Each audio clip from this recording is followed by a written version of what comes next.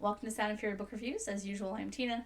Today I'm doing a book review of Generation Ship by Michael Mammay. This is a sci-fi book that came out in 2023 from Harper Voyager.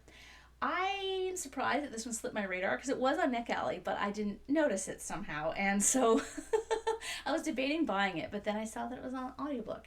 And that is how I listened to it because in truth, I prefer to approach large beasts on audiobook because then I can take my time. Given how much I love logistics and politics and sci fi novels, this one hit that one on the head. I very much enjoyed this novel. If I had to make a comparison, I'd say it was like Wool mixed with The Expanse, though with less action than the latter. So, what is it about? In 2108, colony ship Voyager departed Earth for the planet Promissa with 18,000 of the world's best and brightest on board. 250 years and 27 light years later, an arrival is imminent, but all is not well. The probes they sent ahead to gather the data needed to establish any kind of settlement aren't responding, and the information they have received has presented more questions than answers. It's a time when the entire crew should be coming together to solve the problem, but science officer Sheila Jackson can't get people to listen. With the finish line in sight, a group of crew members want an end to the draconian rules that their forebears put in place generations before.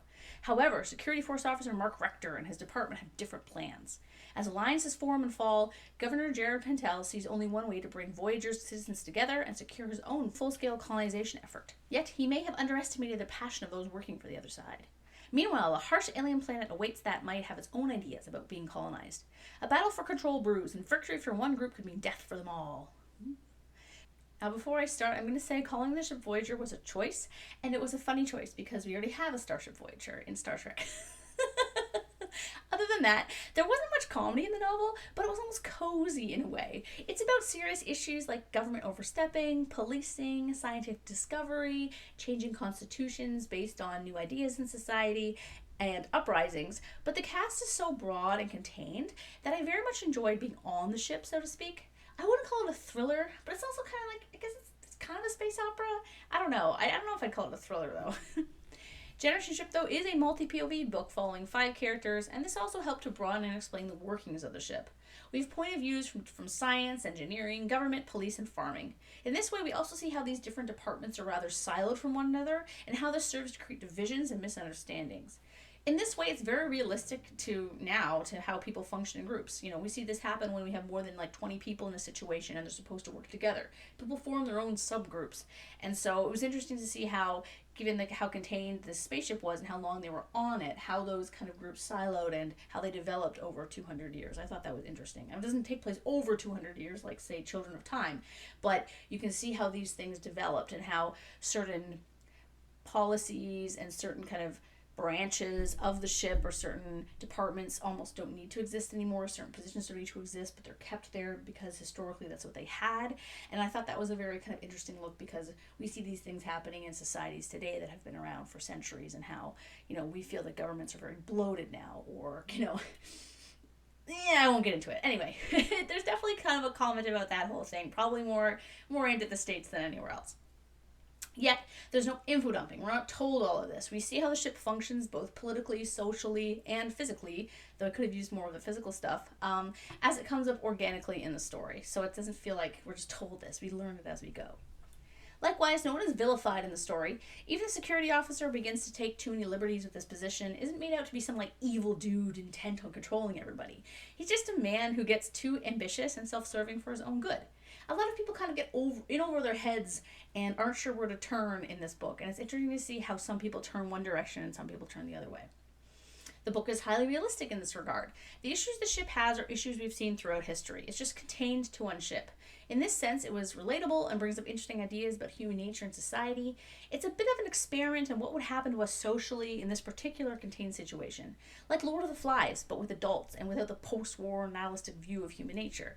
It still posits that humans are social creatures with flaws and power grabs and self-preservation instincts, but it's far more hopeful, that we can work things out. Lord of the Flies, really is a fascinating book if you haven't read it.